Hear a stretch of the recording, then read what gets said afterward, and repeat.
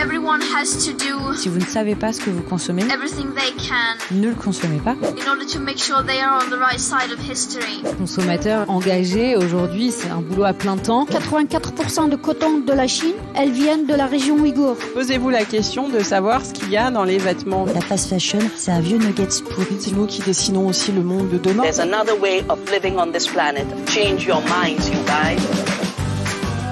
Bienvenue dans Nouveau Modèle, le podcast sur la mode responsable et engagée. Je suis Chloé Cohen, je suis journaliste et vous écoutez la nouvelle série Elles font la mode.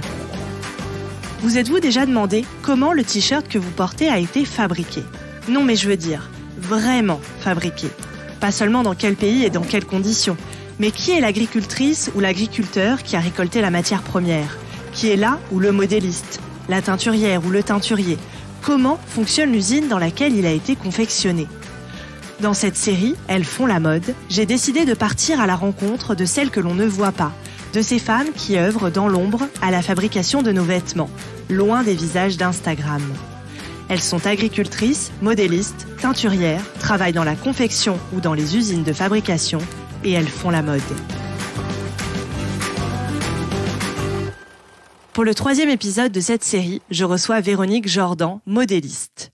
Le métier de modéliste est souvent inconnu du grand public. Pourtant, il est essentiel. Sans cette étape, le vêtement ne prendrait pas vie et resterait bloqué au stade d'idée. Véronique aime ce métier. Après être passée dans les rangs des maisons de luxe, elle accompagne désormais de jeunes marques de mode engagées. Elle manipule des toiles de coton, calcule, conseille et travaille dans l'ombre pour construire des vêtements durables, inclusifs et responsables. Avec Véronique, nous avons parlé du carnaval de Dunkerque, du sentier et de col roulé. Je vous souhaite une très belle écoute. Bonjour Véronique. Bonjour Chloé. Merci beaucoup d'avoir accepté mon invitation. Alors, en question d'introduction, on va remonter un petit peu en arrière et je voudrais savoir comment est né votre intérêt pour la mode. Vous me parliez du carnaval de Dunkerque, notamment quand on s'était eu au téléphone la première fois. Donc peut-être nous raconter un peu l'origine de votre intérêt pour le vêtement, pour le textile. Oui, tout à fait. Je suis originaire du nord de la France, de Dunkerque. Et donc à Dunkerque, il y a une tradition qui est née depuis les pêcheurs d'Islande, donc ils faisaient la fête avant de partir 6 mois en pêche. Et donc, le carnaval est né à partir de là, et c'est très important dans notre vie du Nord. Et donc, de janvier à mars, en fait, pendant 3 mois, tous les week-ends, il y a le carnaval. Il y a donc le bal de carnaval le samedi soir, et la bande de défilé dans les rues le dimanche. Donc, chaque personne participe. En fait, le principe, c'est on prend des vêtements, les hommes se déguisent en femmes, on prend des vêtements du grenier, et puis on va chanter et s'amuser dans la rue. Ok. Donc, dès toute petite, en fait, j'allais dans le grenier de mes grands-parents. Et donc, je piochais à droite et à gauche. Voilà, c'est très familial aussi. Et en fait, c'était l'occasion pour moi de découvrir un peu, d'avoir une première approche du pouvoir du vêtement. Parce que j'étais très timide et réservée. Et donc, à ce moment-là, je me lâchais complètement dans la joie. Je chantais avec tout le monde et c'était génial. Ok, donc c'est à ce moment-là que vous découvrez un peu l'intérêt du vêtement et ce qu'il peut nous procurer, nous apporter, quoi, en fait. Oui, tout à fait. Ok. Et vous les faisiez vous-même, donc ces déguisements en piochant à droite à gauche, ou ça vous arrivait aussi de coudre ou de... Au départ, je piochais à droite à gauche et mes tantes qui me donnaient... qui me donnaient leurs propres vêtements, leurs propres costumes. Et puis un petit peu à la fois, j'ai voulu choisir en quel personnage je souhaitais apparaître. Et donc j'ai très vite pris la machine à coudre et essayé de fabriquer des petits costumes. Ok, génial. Et alors le fait d'avoir grandi dans le nord de la France, qui est une région historiquement liée au textile, est-ce que ça a influencé votre choix de carrière ou pas spécialement ? Non, je pense pas. Même si j'avais une tante qui était couturière, j'étais pas très proche. D'ailleurs, je le regrette aujourd'hui. Non, c'était plus une envie de dessiner au départ. D'accord. C'est comme ça que vous avez opté pour ce métier de modéliste. Voilà, oui, tout à fait. Oui, okay. Oui. Et alors, est-ce que vous pouvez nous raconter un petit peu ce parcours professionnel, nous raconter un peu ce qui vous a amené à être modéliste, les différents métiers peut-être, ou en tout cas types de modélisme que vous avez réalisé au fil de votre carrière? Oui, j'ai commencé, je me sentais pas assez forte en dessin pour me lancer dans le modélisme et stylisme tout de suite. Donc j'ai commencé par l'histoire de l'art. Donc j'ai d'abord fait une licence d'histoire des arts, donc qui était passionnante. Mais après, je voyais pas vers quoi je pourrais déboucher en vie professionnelle. Donc je me suis dit, bon, on retourne aux premiers amours et on va tenter le stylisme. Donc, qui est d'abord vraiment le dessin du vêtement. Okay. Donc, j'ai fait un BTS de stylisme.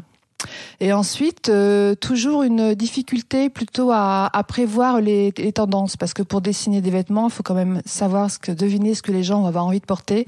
Et là, j'étais un peu bloquée à ce niveau-là, et peut-être un peu trop timide aussi. Et comme j'aimais beaucoup les maths, je me suis dit, on va poursuivre dans cette voie, mais comme modéliste. Et donc, j'ai appris le modélisme à Paris en alternance. D'accord, ok. Et alors après, une fois que vous devenez modéliste, donc vous avez votre diplôme en poche, qu'est-ce qui se passe ?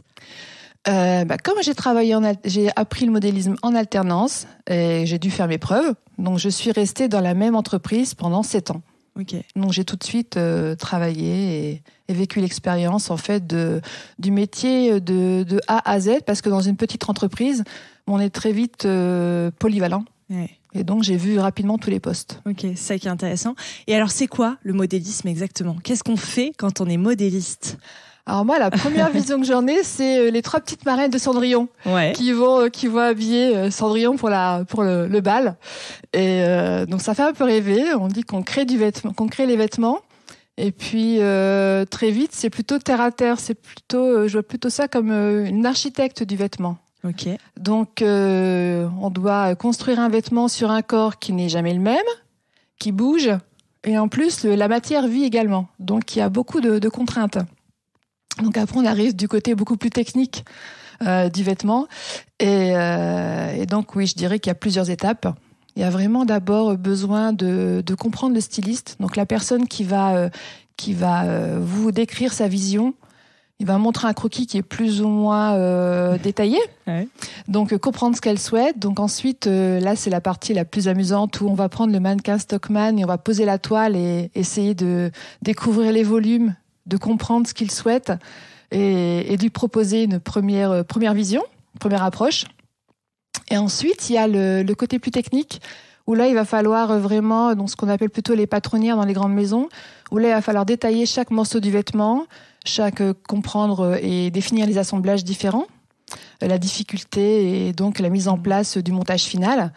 Et donc là, proposer le vêtement dans la matière, où là, on arrive à une seconde difficulté où la matière, elle réagit pas toujours comme la toile en coton.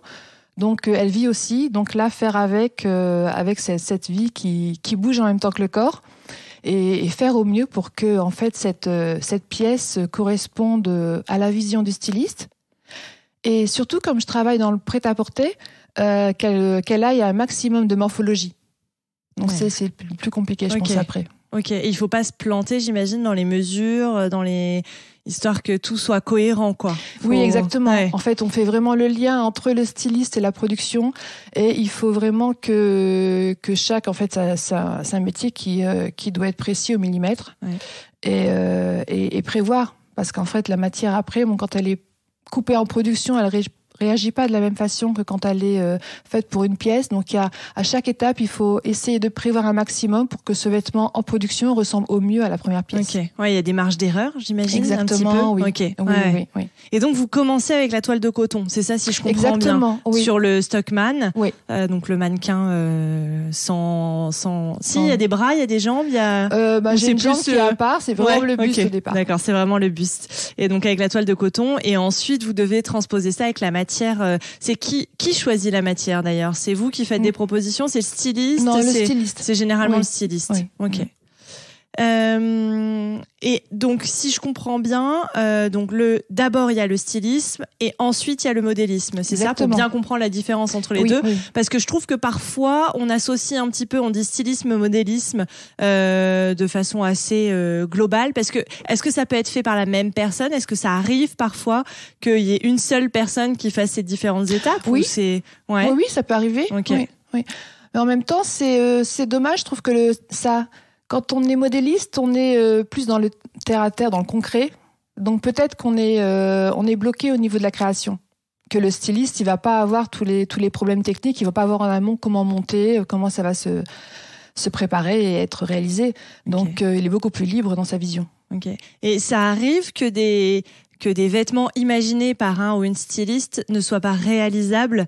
On se rend compte avec le modélisme qu'en fait ça va pas du tout coller ou c'est trop, enfin ça n'ira pas sur un corps quoi en prêt-à-porter. Ah oui, complètement. Autant je pense que dans la haute couture ils sont prêts à tout faire. Oui, c'est ça ce que j'allais dire, c'est un peu différent dans la haute couture. Que ça peut être des fois très oui, ça peut être très vite. Bon là je suis là pour conseiller. Mais oui, encore il y a pas longtemps, on m'a demandé donc un pull col roulé qui était très beau, avec une très belle matière complètement qui ne bougeait pas du tout, qui n'était pas stretch pour le col. Puis là, j'ai dit au styliste, mais comment on va passer la tête? donc, il ne voulait pas de fermeture. Donc, il fallait. Il a bien fallu il faut faire ajuster, comprendre à un moment donné qu'il faut trouver il va falloir trouver l'alternative une solution pour que ça puisse se porter, oui. ouais, j'imagine que ça doit être intéressant parfois, et puis ça doit être challengeant aussi d'essayer de se plier aux demandes, à certaines demandes de stylistes. Oui, tout à fait. Et donc aujourd'hui, vous êtes indépendante, hein, c'est ça? Vous n'êtes plus rattachée depuis 5 ans. Donc vous travaillez avec une multitude de clientes et clients différents. Oui, c'est ce qui est intéressant, parce qu'avant, dans une même maison, au bout de 5-6 ans, je commençais à m'ennuyer, donc c'est dommage dans ce métier. Et là, du coup, j'ai des projets complètement différents. Ouais. Donc depuis que j'ai commencé dans ma société, j'ai pu faire des collections donc pour femmes, pour hommes, mais aussi pour chiens. Je travaille pour des marques d'équitation, donc pour une grande marque de cosmétiques aussi. J'ai travaillé, leurs uniformes. Donc il y a plein de projets différents et c'est très intéressant. Et vous faites tous les vêtements? Ça peut être aussi de la lingerie et du manteau, ou vous avez quand même des spécificités? Non, je suis oui, j'ai une spécialité plutôt dans tout ce qui est chaîne et trame, donc vraiment le structuré, tout ce qui est tailleur, tailleur, chemise, combinaison.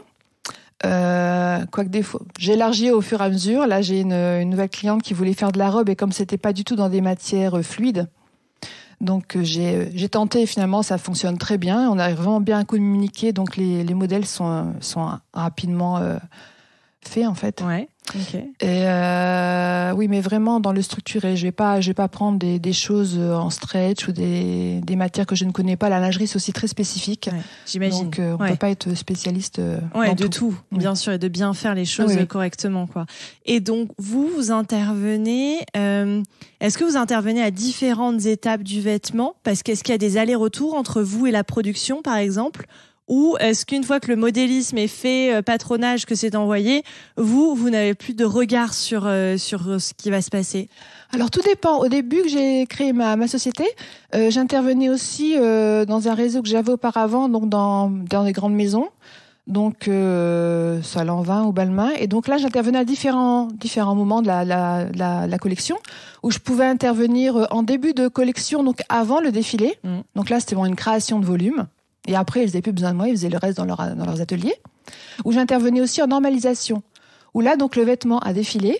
Il a été fait sur mesure sur le mannequin, qui n'a pas toujours des mensurations de la femme Nanda. Ouais, clairement. Et donc là, c'était un plaisir, parce que du coup, je recevais les vêtements des défilés. Et donc là, je l'ai fait à la normalisation, donc adapter le patronage pour qu'ils partent en prod pour une vente. Ok, d'accord. Et aujourd'hui? Oui, aujourd'hui, je travaille essentiellement avec des jeunes créateurs, des plus jeunes marques. Et donc là, j'interviens de A à Z, en fait. De la conception du vêtement. Donc on met au point vraiment le vêtement dans la matière. Ensuite, je fais tout le travail de normalisation, donc de gradation sur le logiciel. Avec la fiche technique, donc ça part en production. Et en général, comme on travaille avec des usines qui sont complètement compétentes, j'ai pas besoin d'intervenir ensuite. Je suis complètement disponible s'il faut contrôler des matières ou des productions qui sont pas conformes à ce qu'on souhaite, mais ça n'arrive pas.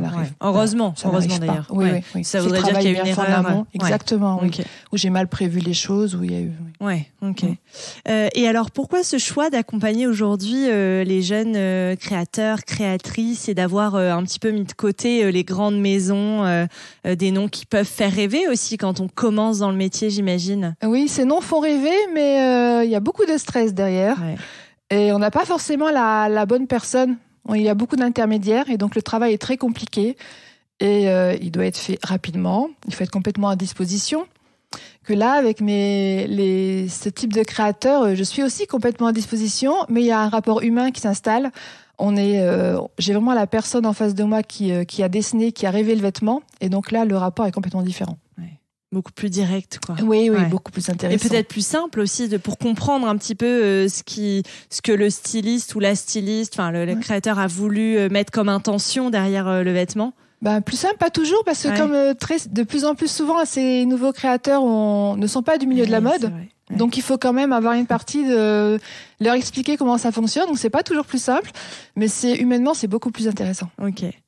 Et on en parlait aussi, c'est vrai que vous accompagnez aussi beaucoup de marques responsables. Qu'est-ce que ça sous-entend de travailler avec des marques responsables, d'être modéliste pour des marques responsables? Est-ce qu'il y a des spécificités ou qu'est-ce que ça veut dire? Je pense que j'ai une responsabilité encore plus grande. Parce que ces marques responsables, du coup, elles investissent dans un développement de patronage. Pour une jeune marque, c'est un gros budget. Elles investissent dans des belles matières. Elles essaient d'avoir des matières durables ou responsables. Une production qui est aussi humainement correcte, qui est respectée, que ce soit en France ou en Europe. Et donc, ces vêtements vont être vendus à un prix plus cher. Et elles souhaitent que leurs clients vraiment gardent le vêtement. Donc, il faut qu'il soit irréprochable au niveau de la coupe et qu'il aille un maximum de personnes. Le but, c'est pas de faire une collection 6 mois et d'en changer après. Il faut que ce soit un investissement pour elle et pour le client. Ouais, que ce soit en fait un modèle qui va perdurer. À la limite, on changera la couleur, la matière, mais il faut que le modèle persiste, quoi. Oui. Et dure. Et donc ça, c'est challengeant. Encore plus, oui. Ça prend combien de temps alors d'imaginer un vêtement fait pour durer? Enfin, comment ça se traduit, je veux dire, concrètement? Ça peut être 6 mois avant, mais il y a beaucoup d'allers-retours après parce que ces jeunes créateurs ont des productions minimum. Elles ne produisent pas encore beaucoup et donc les usines de fabrication responsables sont de plus en plus demandées et elles passent souvent après. Donc il y a beaucoup de temps entre les allers-retours pour les prototypes, pour les essayages et donc elles perdent énormément de temps à ce moment-là. Donc il faut qu'elles prennent encore plus d'avance que les autres maisons. Ok, ouais, donc il faut vraiment anticiper, quoi. Oui. Parce que vous réintervenez après le prototype pour réajuster. Oui. Donc autant j'arrive à gérer le temps de la partie entre la première rencontre et puis l'essayage de la première toile et le rendu du patronage, mais après on ne sait pas quand le prototype va arriver. Déjà quand la cliente va trouver la bonne matière, qu'elle va réussir à avoir une coupe type, et ensuite quand l'usine de production va pouvoir lui faire le premier prototype. Donc, il peut se passer entre 1 et 3 mois ou même plus. Ok. Et donc, faire du modélisme pour une marque responsable, c'est différent. Enfin, c'est complètement différent de faire du modélisme pour une marque pas responsable, mais en tout cas qui a moins en tête tous ces enjeux-là, quoi. Oui, c'est plus challengeant et il faut encore plus de perfectionnisme. Ouais. Je trouve. Ok. Et même pour les grandes maisons de couture pour lesquelles vous avez travaillé, c'était différent. Enfin, je veux dire, ils n'avaient pas en tête ces enjeux de durabilité. Non, du tout. Ouais. Par contre, il fallait aussi le perfectionnisme dû au nom, mais c'était pas les mêmes enjeux, les mêmes valeurs qu'il y avait derrière. Ok. Ouais, c'était pas pour les mêmes objectifs, non, en fait.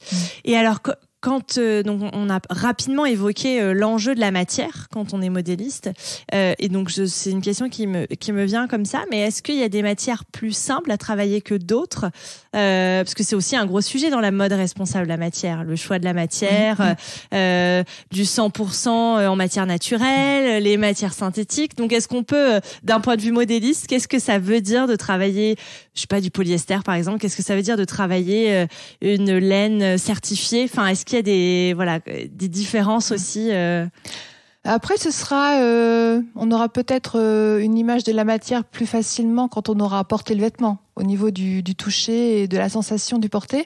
Au niveau du travail, c'est plus par rapport à la tenue de la matière.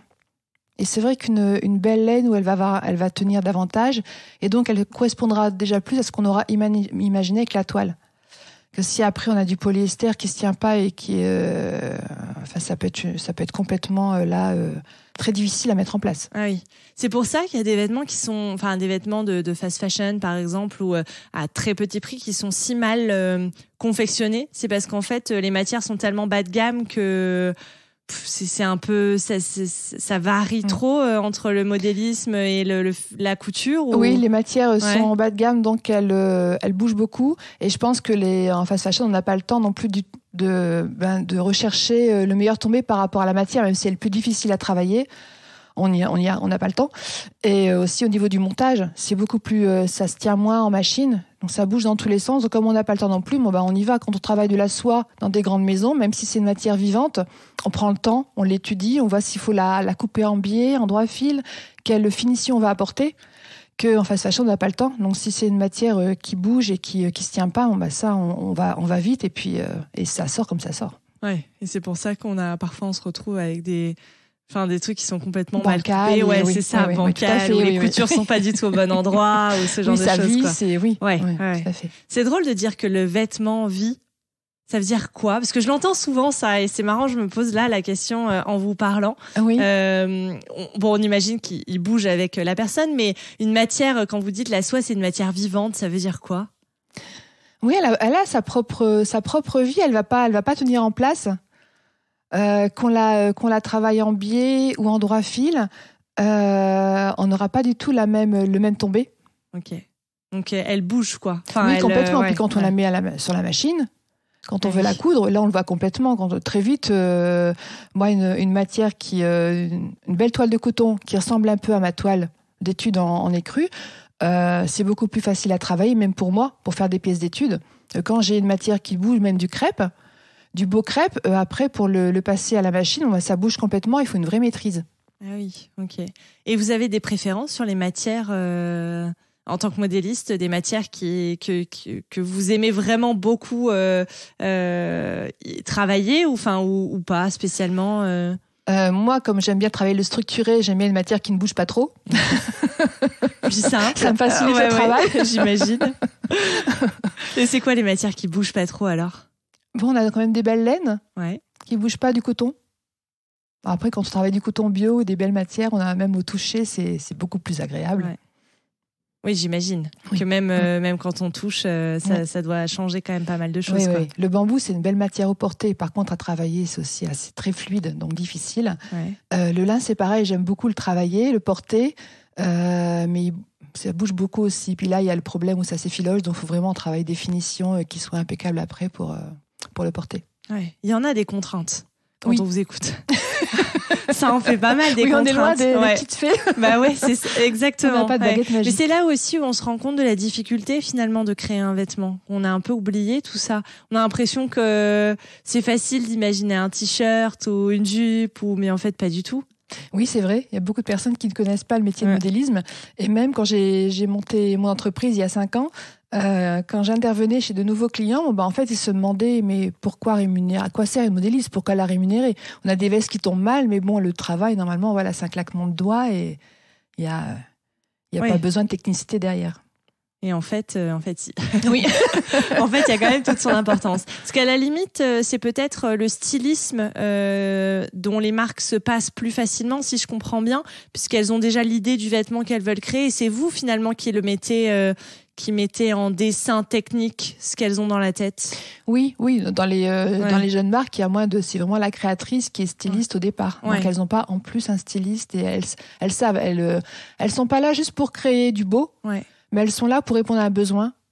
Et donc c'est elles qui vont savoir de quels vêtements elles ont envie. Ok. Et donc, après le modélisme, il y a combien d'étapes? Si on doit résumer, vous l'avez peut-être dit très rapidement dans la discussion, mais je trouve que c'est bien aussi parfois de résumer clairement. Donc, il y a stylisme ou en tout cas des vêtements imaginés, on va dire, parce qu'il n'y a pas toujours la partie stylisme. Il y a vous, modéliste, qui mettez en forme un peu ce que les créateurs ou les créatrices ont dans la tête, avec des mesures, vous faites du patronage. Mm-hmm. Ensuite, ça part en production. Oui. On va oublier la partie un peu prototypage, aller-retour, on va dire que le prototype est validé. Donc ensuite, ça part en production. Et ensuite... ensuite, ça part en vente. Et ça part en vente. Oui. Ok. Oui, donc on va dire vous êtes la deuxième étape sur 4, quoi, grosso modo. Oui, tout à fait. Ok, à peu près. Oui. Et l'étape un peu cruciale, parce que même si on a des belles matières, une bonne com et un bon style, Si quand la cliente l'essaie et que le vêtement lui va pas, ou qu'il a des plis, ou qu'elle sent serré, ou mal dans sa peau, elle l'achètera pas. Ouais. Oui, clairement. Et alors, on parle aussi souvent des problématiques de taille, et notamment dans la mode éthique. C'est vrai que il y a beaucoup de personnes qui disent moi je peux pas m'habiller en mode éthique parce que je fais un 50, un 52 et que j'arrive plus facilement à trouver ces tailles en fast fashion. Vous, c'est aussi votre travail du coup d'adapter le vêtement selon la taille entre un 34 ou un 52 par exemple ou... Oui, exactement, ça fait partie du métier. Ouais. Donc, quand j'ai travaillé pour les cosmétiques La Prairie, justement, j'ai dû faire leurs uniformes donc de la taille 34 à 52. Ouais. Donc là, parce que ils ont 200 vendeurs à travers le monde, et là c'était un vrai challenge parce qu'il fallait que les vêtements aillent à tous les vendeurs et qui mettent en valeur la personne. Donc c'est important, et c'est vrai que c'est un sujet qui me touche beaucoup parce que je trouve ça vraiment dommage, même moi qui fais du 42, d'avoir du mal à trouver des vêtements qui nous plaisent et qui nous aillent vraiment correctement, et qu'on puisse garder dans le temps. Parce qu'honnêtement, quand on prend trop cintré ou qui est trop taillé, le corps bouge. Et donc très vite, c'est dommage d'investir dans une belle pièce si après elle peut pas vivre avec nous plus longtemps. Bien sûr, il faut suivre les évolutions du corps. Et on vous le demande suffisamment de faire des tailles, une gamme de tailles assez large, ou c'est encore assez restreint entre du 34 et du 44, on va dire. Oui, c'est même 44, c'est même grand. C'est vrai. Les marques, au début, les petits créateurs, ils n'ont pas beaucoup de budget. Ils savent pas encore quelle cible exactement ils vont toucher. Donc, très vite, ça va du 34 au 42. Et après, quand ça fonctionne, on leur demande. Là, j'ai commencé avec la marque 17h10 il y a 5 ans. Elles ont commencé 34 au 44 et elles ont eu de la demande. Donc, au fur et à mesure, on étudie pour avoir une gradation conforme. Parce que c'est pareil, si on met une gradation standard, ça n'ira pas à des femmes qui font du 46, 48, 50. Donc, il faut adapter le patronage. Il y a encore un budget derrière. Il y a un travail de gradation à étudier. Et donc, elles ont une demande. Donc, elles y répondent. Ok. Et donc le budget est vraiment beaucoup plus important quand on décide de faire plus de taille. Oui, tout à fait. Il y aura déjà plus de taille en production, donc plus de coupes, de matière. Le travail de la modéliste est aussi différent parce qu'on ne fait pas une gradation régulière qui est beaucoup plus rapide. Que là, il faut étudier chaque point de la gradation. C'est sans être trop technique, que la poitrine ne va pas bouger comme la taille en hauteur et en largeur. Donc chaque point est à revoir et à étudier. Selon la clientèle et le type de vêtements. Donc, il y a beaucoup de budget. Et après aussi, au niveau de la matière, il faut plus de matière. Donc, tout est remis à la hausse. Okay. Ouais. Et j'avais aussi une autre question sur la coupe. On parle souvent de déchets au moment de la fabrication du vêtement parce que il faut couper dans la matière et tout. Ça aussi, c'est le modéliste qui doit essayer de rentabiliser au mieux la matière, ou comment ça se passe ce point-là? Oui, donc normalement là c'est le coupeur. Donc le coupeur qui va s'occuper des placements. Mais c'est vrai, comme j'ai travaillé dans des petites maisons, je faisais aussi les tracés. Et j'adorais ça, c'est un peu comme un puzzle. Ouais. Où il faut Tetris, vraiment, où il faut, exactement, ça Tetris, où il faut s'amuser à essayer de consommer le moins possible pour que ce soit le plus rentable. Et là, c'est un vrai jeu, oui. Ouais. Oui, c'est vrai que ça change beaucoup de choses. Si on est en production et si on laisse donc les usines faire, elles vont faire au plus vite et au plus facile.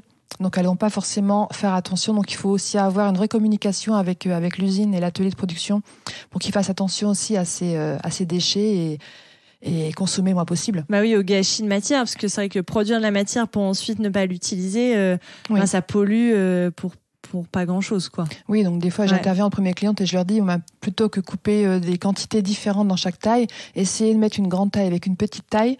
Vous aurez la même quantité, donc vous allez pouvoir les couper en même temps. Vous aurez donc un temps de gagner au niveau de la coupe. Vous coupez une fois au lieu de 2 fois, et en plus, vous pouvez les imbriquer davantage dans la matière. Donc, c'est du tissu de gagné aussi. Ouais, ok. Ouais, c'est intéressant. Il y a quand même beaucoup effectivement, de challenge, je trouve, même quand on veut faire quelque chose de plus responsable. Que ça soit au niveau de la durabilité du vêtement, donc le penser pour qu'il soit le plus résistant possible, au niveau de la découpe pour éviter le gâchis. Il y a pas mal votre métier a dû pas mal évoluer, non, au fil des années? Oui, complètement. Oui. Et beaucoup depuis que je suis à mon compte, que j'ai rencontré ces nouveaux créateurs. Et j'en ai un, il était même allé, ils sont ingénieurs, et ils voulaient, donc le style, c'était pas important. Donc pour une marque de vêtements, c'est quand même bizarre. Et ils voulaient absolument avoir le moins d'empreinte carbone possible. Et donc c'est un projet qui a mis du temps à mûrir. C'est pas de blanche.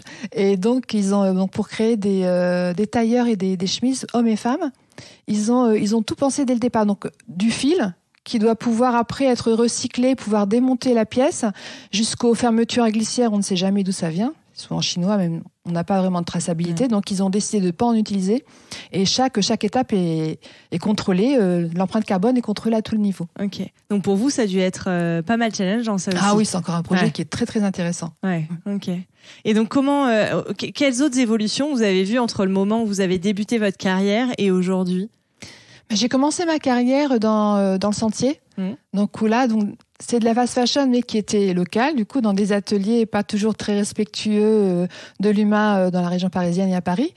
Mais on allait très, très vite. En fait, on avait des clients qui venaient tous les 15 jours. Et tous les 15 jours, il fallait de nouveaux modèles. Donc, ça allait extrêmement vite.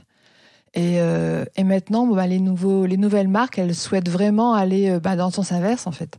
Aller doucement, mais garder les pièces longtemps. Ouais, prendre le temps. Oui. Donc, ça a ralenti. Voilà. Surtout, en fait. Ok. Et au-delà du simple modélisme, de façon générale, comment vous avez vu évoluer l'industrie textile entre votre début de carrière et aujourd'hui ? Parce que ça fait combien de temps que vous êtes modéliste ? Je vous ai pas demandé. Je compte plus. Ça doit faire plus de 25 ans. Plus de 25 ans. Ouais, donc vous en avez, ça a pas mal changé. Et donc, de façon générale, l'industrie textile dans son ensemble, comment vous l'avez vu bouger en 25 ans? Elle n'a pas bougé en bien. Ouais. C'est devenu un peu catastrophe. Moi, j'ai vraiment eu la révélation en 2013 avec l'effondrement du Rana Plaza. Ouais. Oui. Et mon comportement a changé en fait. J'ai de moins en moins trouvé d'intérêt à aller dans toutes les grandes chaînes de magasins. Et je suis modéliste, mais en fait, j'achète très très peu de vêtements et de moins en moins. Et je prends le temps en fait. J'ai un vêtement qui va me plaire, mais je vais attendre 2-3 mois. Je vais aller essayer. Je vais voir s'il va me plaire dans la durée. Et c'est vrai que quand on est modéliste puis qu'on regarde aussi l'intérieur des vêtements au niveau de définition, très vite ça rebute. Déjà je veux du responsable, donc du made in France ou européen. Ensuite je regarde d'abord l'intérieur du vêtement. Donc faudrait que je vous prenne avec moi quand et donc du coup j'achète plus. Bah ouais. Vous devez être tellement exigeante sur les finitions. Oui, de plus en plus en fait je me tourne vers mes clientes finalement. Ouais. Parce que j'aime bien ce qu'elles font et je sais d'où ça vient et comment c'est fait. Oui. Et donc voilà, et donc je commence à piocher de plus en plus chez mes clientes. D'accord, ok. Ah oui, parce que ça doit vraiment pas être évident quand on est modéliste et qu'on voit l'état. Parce que j'entends de plus en plus aussi, on dit les vêtements de fast fashion, ils sont pas. Alors oui, c'est fait dans des conditions souvent inhumaines avec des matières qui sont pas du tout responsables. Oui. Mais parfois on dit, mais j'ai beaucoup de vêtements qui durent, c'est pas si mal fait que ça. Vous, comment vous ça fait peut-être longtemps que vous n'êtes pas rentré dans des magasins de fast fashion, mais est-ce qu'il y a quand même de la qualité dans ces magasins-là où vraiment tout est fait de façon catastrophique? Mais je me faisais la réflexion justement il y a quelques jours parce que j'ai ressorti un pantalon que j'aimais beaucoup en laine, que j'ai acheté, donc qui a l'essence de ma fille, donc il y a 23 ans. Okay. Et fast fashion, je sais plus quelle marque, mais et je l'ai acheté pour pas grand-chose. Et ce pantalon m'allait très bien à la coupe. Et là, j'ai un peu grossi depuis 23 ans, mais en laine un peu stretch. Du coup, il me va encore parfaitement. Et donc là, je me suis dit, finalement, ce pantalon, il a quand même traversé les années. Ouais. Je l'aime toujours. Et comme quoi, des fois, il y a quand même des pièces qui peuvent durer. Ouais. Okay. Et comment on fait pour détecter la qualité? Vous qui êtes modéliste et qui regardez l'intérieur du vêtement, qu'est-ce que vous regardez exactement? Moi, un beau vêtement, il doit être aussi beau à l'intérieur qu'à l'extérieur. Ouais. Bon, beaucoup de gens n'y verront pas d'intérêt parce qu'on voit que l'extérieur. Ouais, mais finalement, l'intérieur, c'est ce qui est au contact de notre peau. Donc, si c'est mal foutu, exactement. Oui, on est gêné, quoi. Oui. Et puis, on voit rapidement, en fait, à l'intérieur, si le travail est bien fait, si c'est bien assemblé, les finitions qui ont été choisies aussi par la marque. Ça va déjà nous donner une idée de l'attention qu'ils ont portée aux vêtements. Ok. Donc c'est quoi? C'est les coutures qu'il faut regarder? S'il n'y a pas de petits fils qui dépassent? S'il n'y a pas de... Oui, puis le style aussi. Ouais. Quand on met puis au toucher, on voit la matière si elle est, si c'est du synthétique ou pas. Bon, ça c'est peut-être plus une qualité professionnelle. Même la doublure. Quand une doublure est un peu comme du papier ou très sèche, ou c'est une doublure qui coûte pas grand-chose et donc qui va vite se déchirer. Donc tout ça, il faut y prêter attention. Donc en fait, quand on veut regarder un vêtement, il faut aussi regarder l'intérieur du vêtement, pas seulement l'aspect extérieur, quoi. Oui. C'est un peu le conseil que vous donneriez pour repérer la qualité, quoi. Oui, moi je regarde l'extérieur. Après, j'ouvre le vêtement. Si c'est pas trop mal, bon, je regarde l'étiquette. Quand même. Voilà. Pour voir le pays de fabrication, peut-être. Et voilà, et la composition. Et bon, 9 fois sur 10, je remets le vêtement sur le cintre. Ouais. C'est bien, c'est pratique, comme ça. On dépense beaucoup, moi. Ce que j'allais dire, vous êtes sûr de pas surconsommer, quoi. Exactement. Et puis là, du coup, quand j'achète, je suis contente de moi et c'est pour quelques années. Donc Ok. Ouais, donc plutôt, vous avez évolué l'industrie textile plutôt dans le mauvais sens, quoi. Oui. Et comment vous la voyez évoluer sur là maintenant à long terme? Parce qu'il y a quand même eu un petit déclic. Il y a un déclic qui s'opère là. C'est une transformation des mentalités qui se fait tout doucement. Mais même pour ma fille qui a 23 ans, elle aura pas elle va pas encore investir dans des vêtements qui sont beaucoup plus chers, made in France et avec des vraies matières responsables. Pour elle-même, elle va aller beaucoup sur Vinted. Donc du coup, elle va vraiment prendre des vêtements qui ont déjà été portés et faire tourner les pièces. Par contre, c'est vrai que quand elle achète des cadeaux, soit pour moi ou pour son père ou son frère, elle va prendre elle va acheter consciemment et durablement, et donc elle va mettre le prix. Ok. Donc un achat beaucoup plus pensé. Ouais. Donc vous la voyez quand même évoluer positivement, quoi. Oui. Et puis tous mes jeunes clients qui sont pas du niveau du milieu de la mode, ils ont vraiment envie de faire les choses bien. Et ils ont une conscience écologique et humaine qui fait qu'ils sont ça vaut le coup, en fait. Donc, un petit peu à la fois. Après, il faut qu'il y ait les mentalités qui bougent, parce que c'est vrai qu'on a été tellement habitués à acheter pour rien des vêtements qu'on a, quand on vous propose j'ai une cliente qui fait des super robes Carlos, et elle achète que des fins de stock. Les pièces elle les dessine elle-même. Les pièces sont fabriquées à Paris. Les doublures, c'est du Cupro, c'est que des matières responsables. Et donc, ça a un vrai coût, tout ça. Et donc, ces robes vont faire autour de 300 €. Donc là, il faut que la cliente ait envie aussi. Et très souvent, les gens ne s'imaginent pas, surtout par les temps qui courent, dépenser cette telle somme pour une robe. Mais moi, j'aurais eu du mal. Et là, du coup, donc depuis 6 mois, je la vois travailler ces robes et sortir. Et il y en a une qui me plaisait depuis longtemps. Donc j'ai essayé une fois, je l'ai essayé 2 fois. Puis finalement, je me suis dit, bon, celle-là, elle va me suivre quelques années. Je sais comment elle a été faite, elle est unique pratiquement. Et donc j'ai craqué. Ouais. C'est des achats beaucoup plus réfléchis, c'est sûr. Oui, mais tout le monde ne peut pas se permettre de mettre 300 € dans une robe, quoi. Oui, mais j'en parlais avec mes tantes qui sont du nord de la France, qui n'ont pas un budget énorme. Donc elles me disent, en plus, elles veulent changer régulièrement. Mais je dis, plutôt que changer, si tu trouves un vêtement qui te corresponde, dans lequel tu te sens bien, au lieu d'en acheter 10, on achète un. Et il te suivra beaucoup plus longtemps. C'est vrai qu'on dit souvent, les vêtements, c'est trop cher, la mode éthique, c'est trop cher, mais j'ai l'impression qu'on dit c'est trop cher si on veut consommer comme avant, quoi. Oui, tout à fait. Si on veut consommer au même rythme que les vêtements peu chers. Mais finalement, il faudrait faire un bilan sur une année pour voir vraiment combien on dépense en vêtements pour être sûr que ça, c'est vraiment plus cher ou pas, parce que c'est le rythme de notre consommation, quoi, qui fait aussi que la mode éthique est trop chère. Oui, il faut vraiment consommer moins. Ouais, voilà, c'est ça. Ouais. Et même avec l'arrivée d'un géant comme Shein, ça vous... Je peux même pas dire le mot. Ça vous fait pas... Parce que c'est vrai qu'on dit souvent, si, on la voit évoluer positivement, il y a tous ces nouveaux acteurs et tout, ok.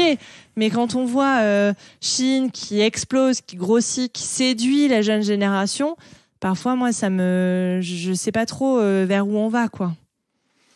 Oui, là, ce sujet-là, il m'hérisse les poils, mais c'est compliqué. Oui, moi, j'ai pas affaire à cette toute jeune génération. J'espère vraiment. C'est vrai que peut-être la génération des 18-20 ans, où ils commencent à changer de mentalité. Après, c'est pas dans toutes les personnes. Ouais. Mais je pense que peut-être quand ils vont se confronter au monde du travail, et là, ils vont peut-être avoir la valeur des choses, où là, ils vont évoluer. Ouais. Mais j'espère vraiment, parce que c'est une catastrophe. Bien sûr, ouais.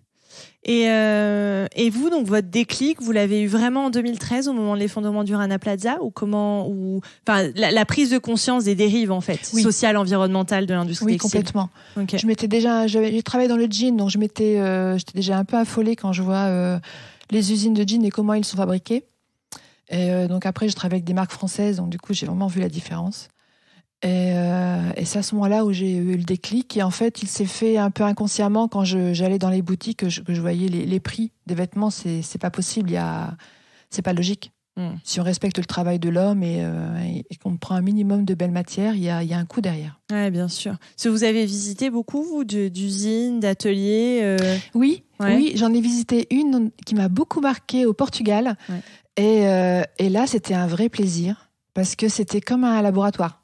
C'était blanc. En fait, cette usine travaillait pour Zara. Donc voilà, fast fashion. Mais là, dans ce cas-là, il y avait vraiment les 39 heures, la sonnette au début, à la fin du travail, il y avait une cuisine. Enfin, les gens étaient respectés, il y avait tout était propre, c'était idéal. C'était vraiment très chouette. Ouais. Bah, c'est très rare. Ouais, c'est assez rare. Est-ce que vous avez visité aussi des usines qui étaient beaucoup moins comme ça ou Non, parce que mes clients du coup cherchent des partenaires qui sont humainement responsables aussi, qui ont un vrai respect. Et c'est vrai qu'au Portugal, bon là, il n'y a rien à dire. Ils sont complètement respectueux de l'humain, de l'environnement. Ils font de plus en plus d'efforts au niveau de l'environnement aussi. Ouais. Donc, j'ai eu la chance de pas... de pas visiter ça d'usine. M'aurait peut-être donné envie de changer de métier.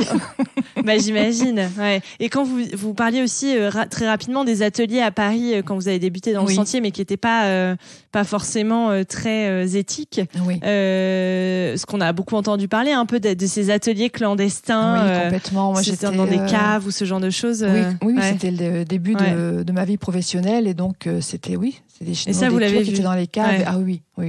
Ok. Oui. Et ça existe encore aujourd'hui? J'imagine, oui. Ouais. Ah oui, avec Aubervilliers qui est aussi là. Il y a aussi, c'est peut-être moins visible et plus au centre de Paris, parce qu'avant c'était vraiment dans Paris. Mais il y a quand même, il y a toujours un besoin. Donc je pense qu'il y a encore beaucoup d'ateliers qui fonctionnent comme ça. Ouais. Et donc ça se traduit comment? C'est des gens. C'est des gens qui n'ont pas forcément de papier, qui sont quoi, dans des caves, sans fenêtre. Enfin, on dit souvent ça. Ah oui, j'imagine, oui. En plus, les Chinois ont une mentalité où ils travaillent beaucoup. Ouais. Ils n'ont pas comme nous la référence des 35 heures, et donc c'est plus facile. Ouais, de les exploiter, quoi. Oui. Okay. Oui, donc il faut quand même se méfier du Made in Paris ou du Made in France. Tout à fait. Oui. Ouais. C'est pas forcément synonyme d'éthique, quoi. Non. Ouais. Non, mais c'est vrai que je connais 2 ateliers où là c'est vraiment respectueux, sous verrière. L'atelier est très propre, les gens travaillent avec plaisir. Et là, donc du coup, le coût, le coût c'est peut-être ça qui doit mettre la puce à l'oreille d'ailleurs. Voilà, le coût d'une confection d'une robe, vous passez de 15 € à 60 €. Ouais. Parce qu'il y a un travail, il y a un salaire derrière. Donc. Ouais, bien sûr. Ouais. Et puis il y a différentes personnes impliquées, quoi, sur la fabrication. Oui. On arrive à la dernière question rituelle du podcast que je pose à toutes mes invitées pour conclure. Avez-vous des modèles dans la vie? Je pense que, en fait, les modèles, ce serait plutôt mes clients. C'est un peu facile. Mes clientes et mes clients qui sont pas du milieu de la mode, qui ont un rêve ou qui voient un besoin et qui vont faire tout pour essayer de le réaliser. Donc c'est vrai qu'elles ont beaucoup de courage. Souvent pas beaucoup de chance parce que c'est compliqué d'installer une vraie marque de responsable maintenant et de pouvoir la faire vivre et la rendre pérenne. Mais je pense qu'elles osent, elles se battent et vraiment elles ont beaucoup de difficultés, mais elles y vont et c'est leur courage qui motive, oui. Ok. C'est un exemple. Ouais. Ce sont des beaux modèles en tout cas. Oui, tout à fait. Et merci infiniment d'avoir partagé tout ça avec nous. Merci beaucoup. Merci Chloé. Merci à Véronique d'avoir participé à cet épisode de Nouveaux Modèles et merci à Thomas Langlin, notre ingénieur du son. Si vous aimez l'émission, dites-le moi avec des mots doux et des étoiles sur vos applications préférées et parlez-en autour de vous. C'est ce qui m'aide le plus à faire connaître le podcast. Pour ne louper aucun épisode, rejoignez-nous sur les réseaux sociaux @nouveaumodèle.podcast. Je vous dis à très bientôt pour rencontrer un nouveau modèle.